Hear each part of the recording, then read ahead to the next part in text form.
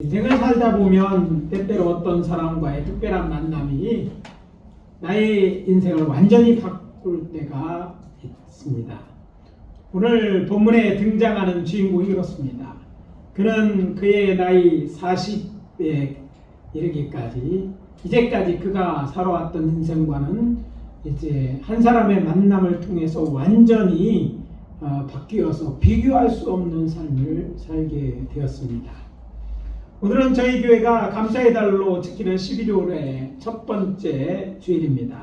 오늘 아침 우리가 함께 봉독한 사도행전 3장 11절에서 16절을 본문으로 저는 일어나 걸어라는 제목으로 하나님의 말씀을 전하고 또 은혜를 나누도록 하겠습니다.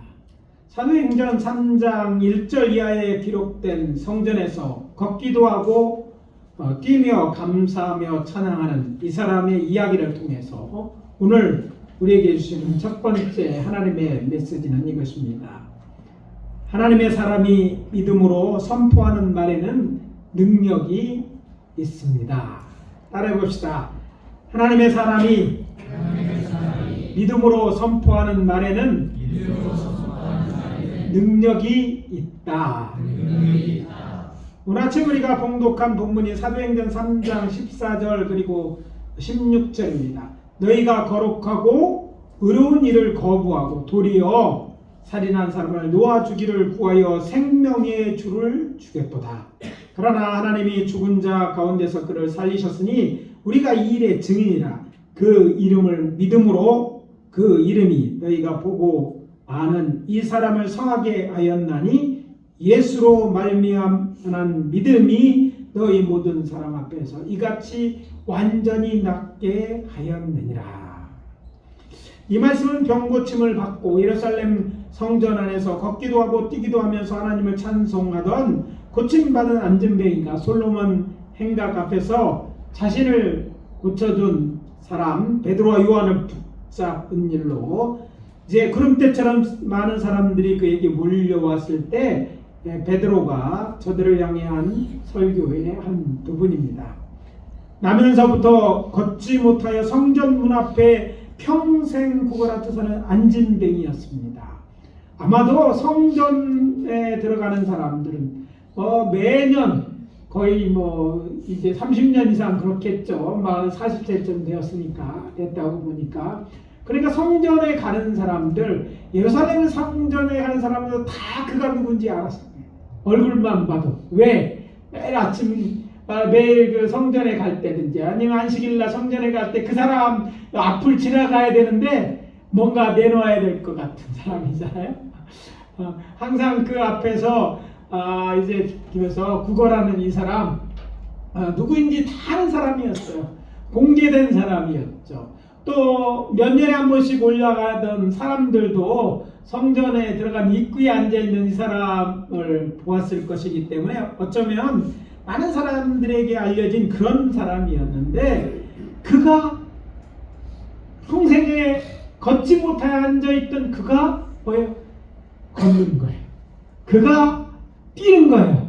사실 성전은요 조용조용히 걸어가는 데서 제가 이제 목회자들 특별히 성지순례에 인도하면 의도적으로 성전상에 있던 자리를 꼭 올라가려고 합니다.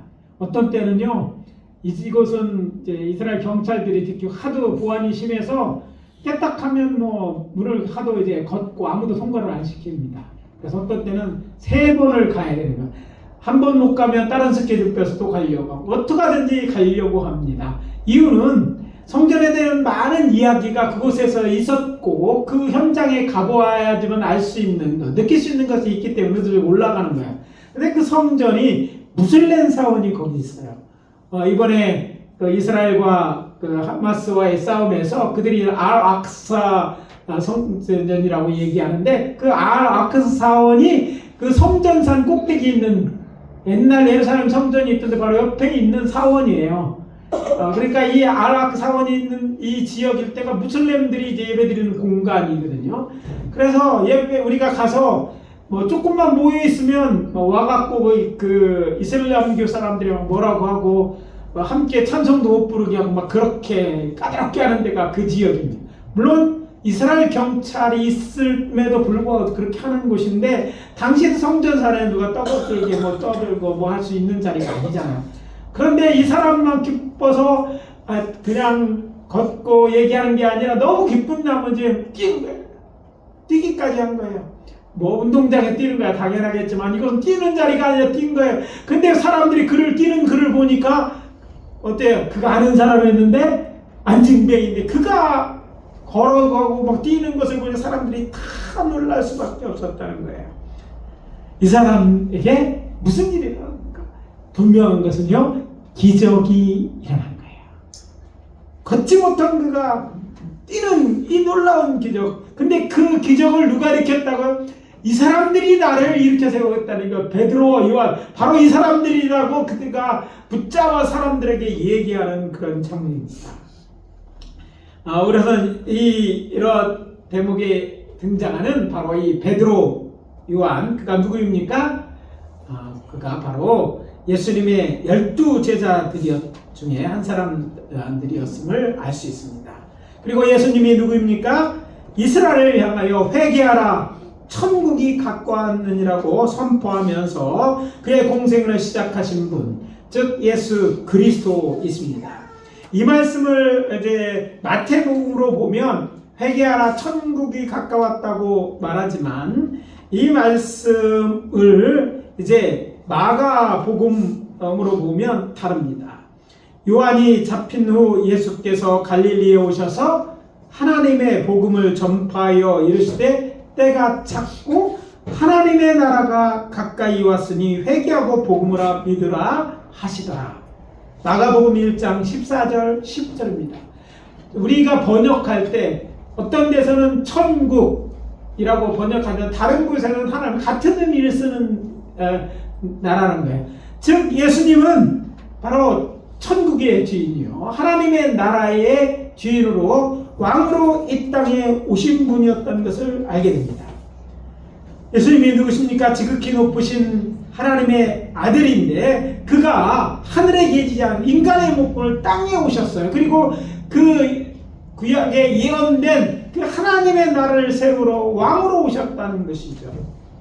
그리고 자기 백성들을 그들의 죄에서 구원할 자라는 그 고백처럼 그가 세상에 오심은 세상을 구원하기 위해 구주로서 오신 것을 알게 됩니다.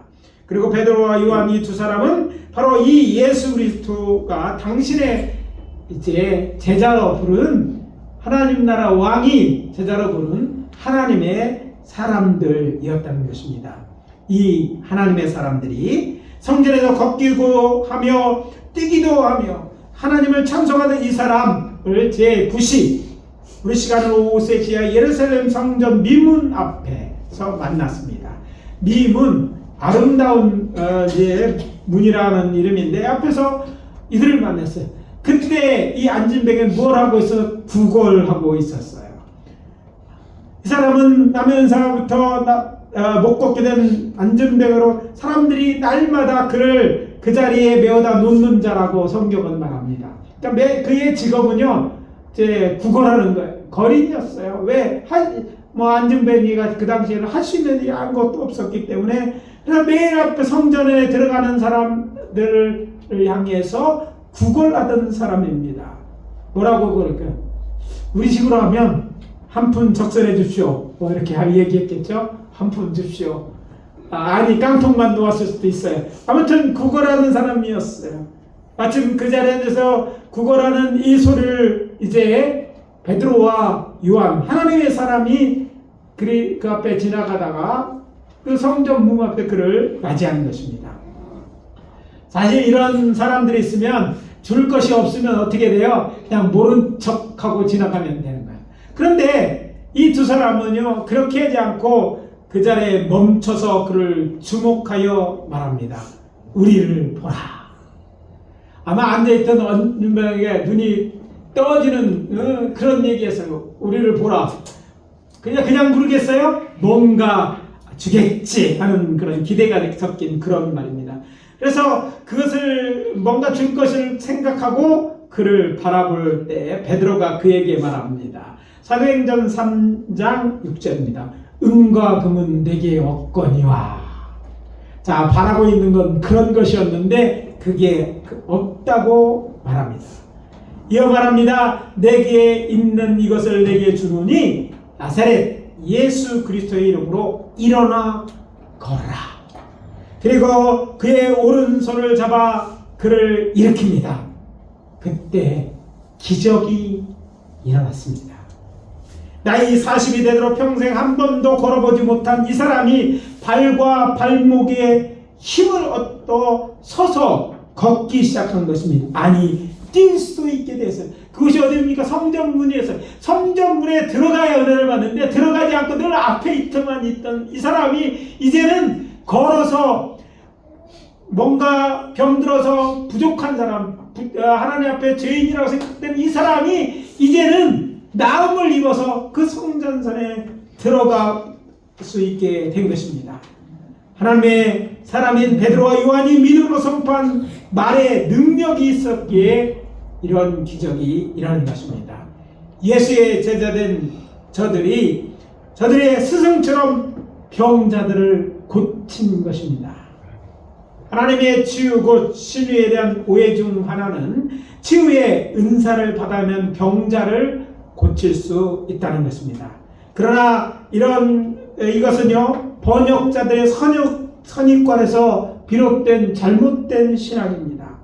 제가 말씀드린 적이 있지만 이러한 오해를 낳은 것은 고린도전서 12장 9절에 나오는 병 고치는 은사라는 말이 오역이기 때문입니다. 원래 헬레어 원문에 보면 치유의 은사들이라는 뜻인데 이것을 한국 개혁성경을 번역하는 번역자들이 뭐라고 번역하면 병 고치는 은사라고 이제 번역한 거예요.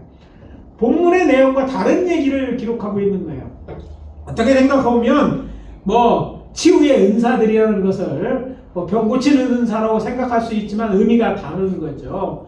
병 고치는 은사를 받았다면 누군가 이 사람들은 병 고칠 수 있는데 사실은 이것은 참이 아닌 것입니다. 물론 병을 잘 고치는 사람 치유사역자들이 있습니다. 그러나 이 치유사역자들이 공통적으로 얘기하는 이야기는 자기는 병 고치는 치유자가 아니라는 거예요. 다른 영어로 표현했을 때 I am not healer. 우리가 잘 아는 제가 공부했던 오랄로버트에 하는 사람은 지금까지 20세기에 알려진 가장 유명한 치유사역자였어요. 수많은 사람이 그가 손을 기도할 때 나음을 입었어요. 그래서 엄청나게 큰 역사를 하고 TV로 항상 종지고 채플 수많은 사람이 와서 했던 이 사람이 저희 채플 시간에 이제 학교를 세우신 분인데 이렇게 얘기합니다. I am not healer. 나는 치료자가 아닙니다. 정직한 얘기입니다. 치유사역을 하는 자는 자기가 치료자고 말하는 사람이 없어요. 그런데 우리 과자는 저가 치유의 은사를 받아서 치유하는 자라고 생각해요. 그렇지 않습니다. 그는 치유를 위하여 기도하는 사역자이지 고치는 분은 하나님이십니다. 그래서 이걸 잘못되는 거예요. 그게 고치는 은사를 주는 게 아니라 하나님께서 병든 사람을 고쳐줌으로 그가 치유받는 은사를 받아서 나음을 입는 거예요. 누가 받는가? 어떤 사람이 사역자가 받아서 고치는 은사가 아니라 병자가 병 고침을 받는 거예요. 그것을 선물로 받아서 은사라고 설명하게 된 것을 오역함으로 온 것임을 우리가 알 수 있습니다.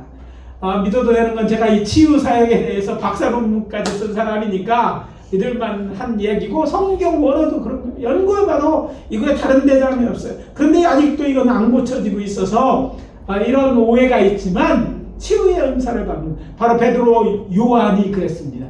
그가 저를 위하여 믿음으로 선포할 때 치료자이신 예수님께서 그의 이름으로 선포한 이 말을 위하여 기도하였고 이제 하나님께서 치유하심으로 하나님 이 사람이 고침을 받았다는 거예요.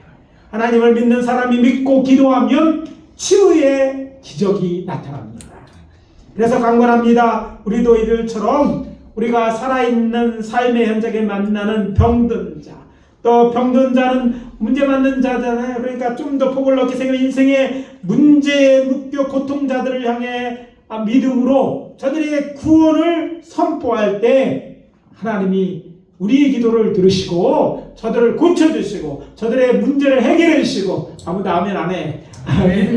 믿으세요. 그렇게 하시는 역사를 일으켜 주심을 믿으시기 바랍니다. 아멘. 그래서 그들도 정말 문제 만난 자들이 병든 자들이 고침을 받고 문제가 해결함을 받고 그래서 하나님께 감사하고 찬양할 수 있도록 우리 믿는 자들이 해야 될 일은요 저들을 향해서 믿음으로 선포하는 거예요. 그들 중에 어떤 이는 하나님을 모르는 자들도 있을 거예요. 그러니까 우리 믿는 자 하는 일이 더욱 중요한 것은 우리가 그것을 그 이름을 선포할 때 기적이 나타나고 그것이 저가 복음을 예수 그리스도를 영접하는 기회가 되어줄 수 있다는 거예요. 그래서 복음을 전할 때 이런 기적이 많이 일어나는 거예요. 이 사람도 전에는 예수를 믿는 자가 아니었지만 이런 기적 예수 이름으로 자기가 고침받은 것을 알고 나면 어떻게 했구나. 예수가 구원자구나. 예수가 정말 하나님의 나라를 알 수밖에 없었어요. 왜냐하면 자기에게 이런 기적이 그 이름으로 나타난 걸 통해 확인할 수 있는 것이죠.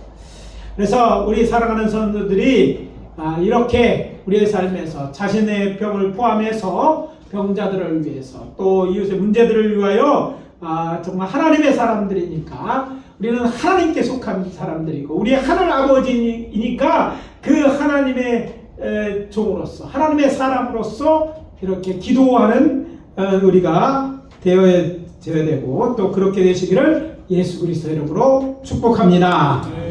둘째 메시지는 성령으로 충만할 때 능력이 나타납니다. 따라해 봅시다. 성령으로 충만할 때 능력이 나타난다. 다시 베드로와 요한이 나면서부터 못 걷게 된 사람을 주목하며 이렇게 선포했습니다. 은과 금은 내게 없거나 내게 있는 이것을 내게 주노니 나사렛 예수 그리스도의 이름으로 일어나 걸어라. 그리고 그의 원수를 잡아 일으킵니다. 그래서 놀랍게도 이제 기적이 일어났지 않았습니까? 저는 앞에서 저들은 예수님의 제자로서 하나님의 사람이었고 저들이 저들이 믿음으로 선포했다고 말씀드렸습니다. 그런데 여기서 반드시 확인하고 넘어야 할 것이 하나 더 있습니다. 그것은 단지 그가 하나님의 사람이었기 때문만이 아니라 그가 어떤 하나님의 사람이었는지에 대해서 우리가 관심을 기울여야 된다는 얘기거든요. 그것은 저들이 성령 충만한 하나님의 사람이었기에 믿음으로 일어나 걸어라 선포함으로 이 사람들을 고칠 수 있었다는 거예요. 어떤 사람들? 성령이 충만한 사람이었어요. 많은 사람들이 기도에도 역사가 나타나지 않는 이유 중 하나는요, 성령 충만하지 않아요. 성령 충만하면 놀라운 역사가 일어날 수 있는데 그렇지 않아서 그럴 수 있다는 거예요.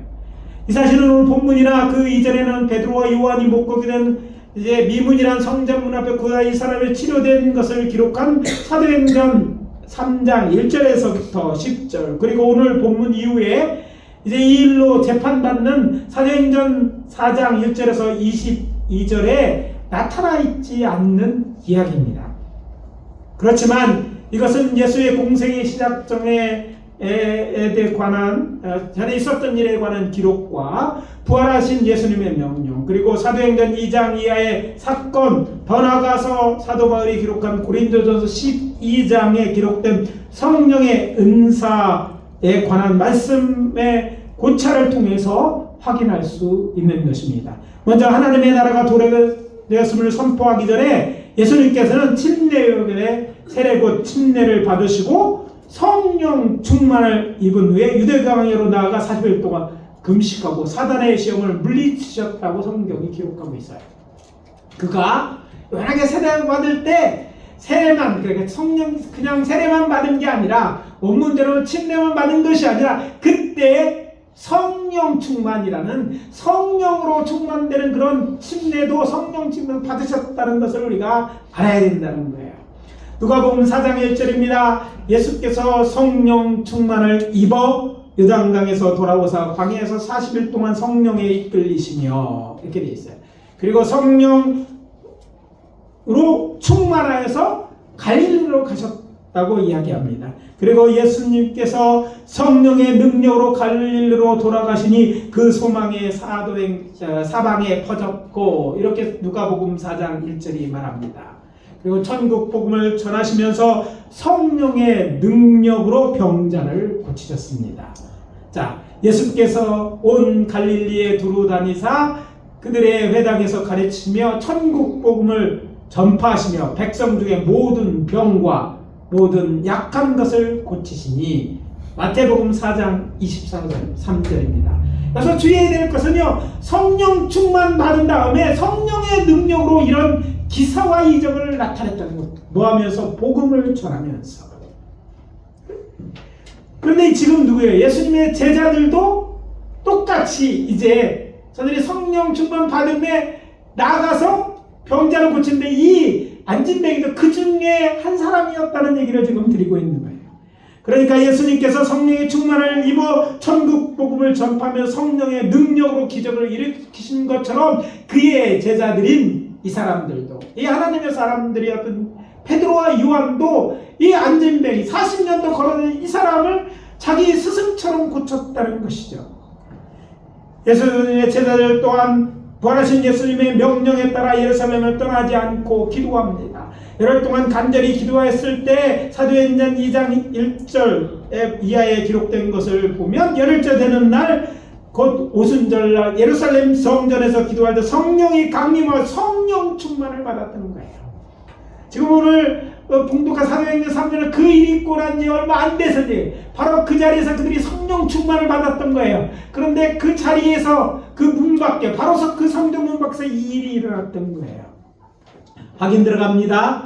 사도행전 2장 4절입니다. 그들이 다 성령의 충만함을 받고 성령의 말하게 하심을 따라 다른 언어들로 말하기 시작하니, 성령의 충만을 받고, 그렇습니다. 예수님의 제자들 예수님처럼 성령 충만을 받았고 예수님처럼 성령의 능력으로 병자를 고쳤는데, 오늘 본문도 그 중에 하나인 것입니다.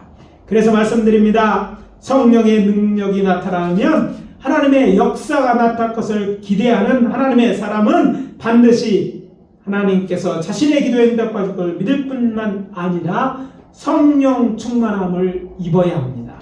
그러므로 하나님의 역사가 낫기를 기대하는 성도들은 베드로와 요한처럼 먼저 성령 충만을 받아야 할 것입니다.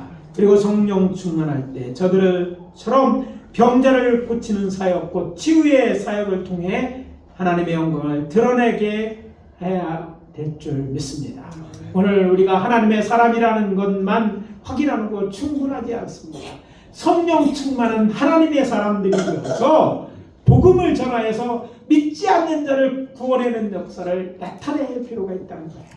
우리가 이제 1년에 2번 이제 새가족 초청의 날을 정하고 기도하고 있습니다.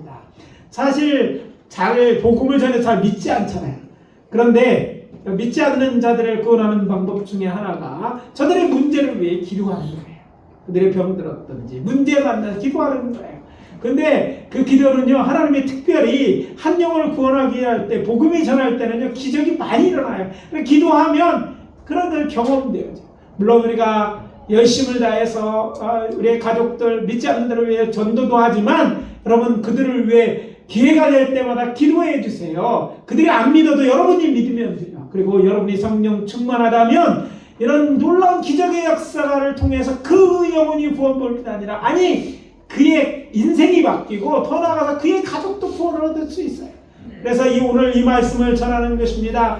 여러분, 우리 하나님의 사람답게 이런 역사가 일어나기를 사모하며 우리 성령 충만 받기로 힘쓰고, 성령 충만을 받았으니까 우리가 담대하게 나가서 기도하고 하나님의 역사를 경험하고, 또 그래서 하나님께 영광 돌리는 우리 모두가 되어야 될 줄 믿습니다. 마지막 우리에게 주시는 메시지는 이것입니다. 예수 그리스도의 이름으로 선포할 때 큰 능력이 나타납니다. 따라해 봅시다. 예수 그리스도의 이름으로 선포할 때 큰 능력이 나타난다. 마지막으로 오늘 본문에서 베드로와 요한은 이 불쌍한 사람의 오른손을 잡아 일으킨 것이 아니에요. 그랬다면 아마 그들의 손에 이 안진뱅이는 대롱대롱 매달려 있기만 했을 것이에요. 그렇게 되지 않은 것은 저들이 가지고 있었던 것 무엇인가 있었기 때문입니다. 물론 앞에서 보는 것처럼 그것은 물론 뭐예요? 동전들, 이 사람이 찾고 있던 구하던 동전들이 아니었어요. 돈이 아니었다는 말입니다. 그것이 저들이 갖고 있는 물질이 아니었다는 말입니다. 그래서 저들은 이렇게 말합니다. 은과 금은 내게 없거니와. 네가 원하는 거 나한테 없어. 그런데 네가 모르는 거 내가 가지고 있는 것이 있어. 그게 무엇이냐? 본문을 보니까 예수 그리스도의 이름입니다. 그래서 이렇게 명령합니다. 내게 있는 이것을 내게 주노니 나사렛 예수 그리스도의 이름으로 일어나 걸어라. 요한복음 사도행전 3장 6절에 맞습니다.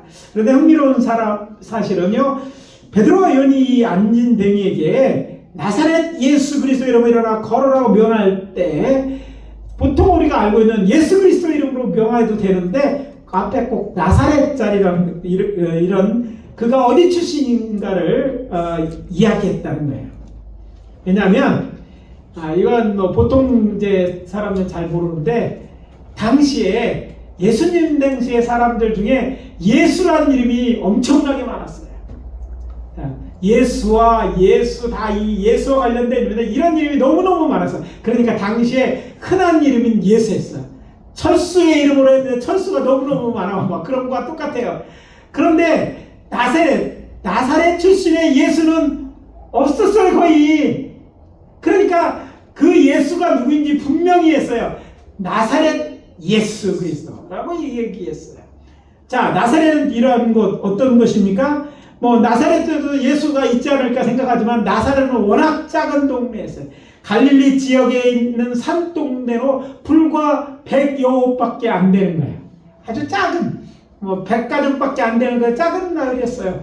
그리고 사람들에게 많은 유대인들이요. 그래서 그 나사렛이라는 걸 잘 몰랐기 때문에 예수께 얘기할 때 나사렛 예수하면 다 어떤 의미에서 그런 작은 행동을 다 알 수 있었어요. 왜냐하면 이 나사렛 예수가 수많은 기적을 일으켰거든요. 유명인사가 예수라는 사람이 막 병자를 일으키는데 그 어떤 나사렛 출신의 예수였어요. 그래서 나사렛 출신의 예수는 병 고치는 사람이라는 것을 다 알고 있었는데 그가 누구예요? 얼마 전에 그들이 십자가에 그 많은 유대인 중에 십자가에 못 박으라고 외쳤던 바로 그 사람이에요.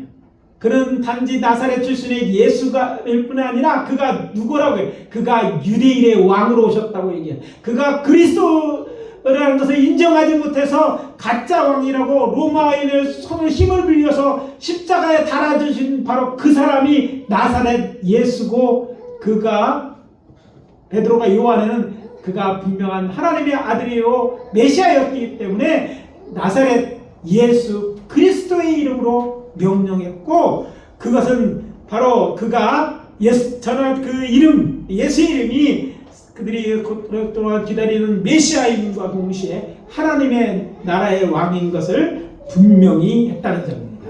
또 하나 우리가 놓치지 말아야 할 사실이 있는데, 이것은 이 앉은 뱅이는 예수 믿는 자가 되었고, 베드로는 이 사람으로 인하여 모든 사람들에게 예수 그리스도가 누구인지 예루살렘에 있던 모든 사람들에게 전할 수 있는 기회를 얻었다는 거예요. 뿐만 아니라 사도행전 4장에 보면 이 일이 또 문제가 되어서 사내들인 공회에 가서 재판도 받아. 이 재판대에서 예수님이 사형에 해당된다고 인정되잖아요. 근데 그 재판에 이제 베드로와 요한까지 그 재판정에 서게 됐는데, 그 재판정에서 그들이 뭐 딴 거 잘못한 게 아니잖아요. 예수 이름으로 병 고쳤는데 낯선 사람이 있는 거예요. 그래서 거기서 담대하게 예수의 이름으로 이 사람이 나았다고 선포하는 거예요. 그런데 예수의 이름을 전하는 사람도 못하게 했던 그 사내들인 공회원들조차도 그 베드로와 요한을 어떻게 하지 못했어. 왜? 그들이 고친 사람이 그 자리에 있는 거예요. 병 고치고 이 사람이 나은 것, 기적을 다 봤어요. 다 알고 있는 사람이에요. 그러니까 이 사람까지 죽이는 것은 부담이 됐기 때문에 예수의 이름을 말하지 말라고 혼내켜서 내보낼 수밖에 없었어. 죽일 수가 없었던 거예요. 이렇게 해서 또 한 번 그 예수가 그리스도인 것이 유대인들에게 선포되어졌고, 주셨고 그 이름에는 이런 놀라운 능력이 나타나고 믿는 자들에게 이런 능력이 나타난 것을 보여주었다는 것입니다. 그래서 사내들인 4장 사도행전 4장 10절에 보면 그때 베드로가 이렇게 말했다고 기록되어 있습니다. 너희가 모든 이스라엘 백성들은 알라. 너희가 십자가에 못 박고 하나님이 죽은 자 가운데 살리신 나사렛 예수 그리스도의 이름으로 이 사람이 건강하게 되어 너희 앞에 섰느니라. 와, 얼마나 놀라운 얘기야. 예수가 부활했다는 것을 이야기하면서 그 이름으로 이 사람이 나서 너희 앞에 있다. 증인이지 않느냐? 이렇게 얘기한 거예요. 복음서를 통해 알 수 있는 것은 예수의 이름에는요 마귀가 떠나가는 능력이 있습니다. 여러분 딴 건 몰라도 진짜 귀신은 여러분 두려워하지 않았대요. 왜? 여러분들이 예수를 믿고 있고 또 그 두려워하지 않는 걸 정도의 그들을 쫓아낼 수 있는 것은 여러분들은 예수 이름을 사용할 권세가 있기 때문입니다. 예수로 선포할 때 그들이 떠나가는 거예요. 과거에도 그랬고 오늘날도 그런 거예요. 병든 자가 살아나는 능력이 나타납니다. 갇힌 자가 자유케 되는 능력이 있습니다. 심지어 죽은 자가 살아나는 역사도 나타납니다. 그래서 말씀드리는 예수의 이름으로 우리가 당면한 문제를 향해 이들처럼 믿음의 선포 기도를 통해 해결함으로 하나님께 영광 돌리는 저와 여러분 되시기를 예수 그리스도로 축복합니다. 말씀 마무리합니다. 하나님의 사람이 믿음으로 선포하는 말에는 능력이 있습니다.